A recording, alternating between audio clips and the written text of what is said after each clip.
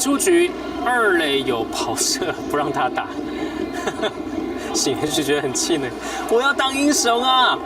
结果不让你打，直接故意4坏球保送，2好1坏。这球拉回来打右半边，来看一下，最终二垒手拦截之后呢，传向一垒 ，save， 这边要挑战，眼看就要穿出去了，还被他拦了下来。哦，来看一下一垒的攻防战，究竟球跟脚谁先抵达呢？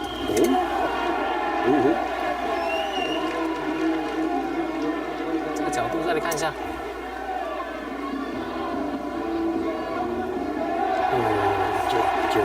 站到了满垒，好，一垒攻防战，结果是 save， 戴培峰的内安打，现在护送前面的跑者来到了2、3垒。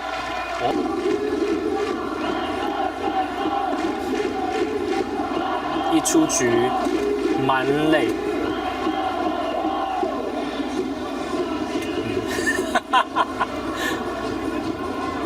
点指兵兵啊！掉，所以郑凯文下来，石翔宇上来，哦，我们要守5个人5人内野吗？这个应该是5人内野。郑凯文下来之后呢，让石翔宇上去，那就是多一个内野手。所以真的就是要拼了。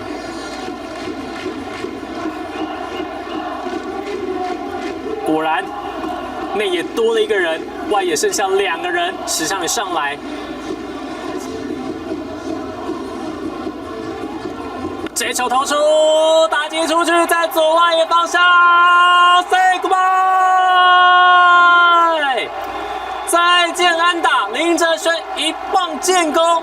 中场不败将4比3，在突破僵局11局下半，哇！不但是一举突破了李达投球，也一举突破了内野5人防守，更是一举突破了魏全龙4比3跟对手 say goodbye。魏全这边是在两人出局之后接连得分哦，那狮队这边在2人出局之后也是有这个机会哦来去做掌握。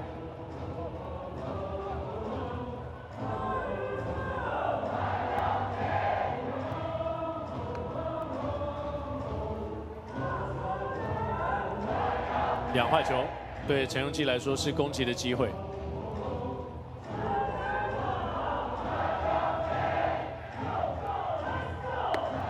这球还没打，放掉。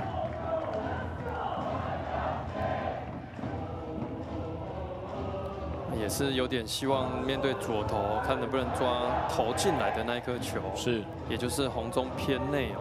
因为前一个打席，其实陈庸基在面对一个外角的速球。有点 timing 太早，打了一个捕手上方的飞球。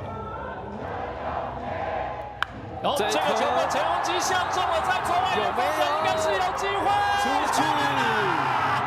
陈庸基炸裂3分球，6比5，同一狮队逆转啊！他就在等小破说的这一颗啊，真的被他等到了。为同一狮送上遥远的祝福，7局下半，这一棒太重要了啊！所以也可以看出哦，庸基他的一个经验哦，前一球这个也是好球，但是偏红中外面的速球。那因为前一个打席就是这颗球没有掌握住，所以他并没有是他设定的球，他放掉哦。那我们去沟通，我们去预想说，这个时候庸基他的一个 sweet spot 其实就是要等这种红中偏内的哦，面对这种左投的部分，结果真的来了，哇哦！那真的来的时候，庸基去挥棒，代表说他真的有去做这个设定。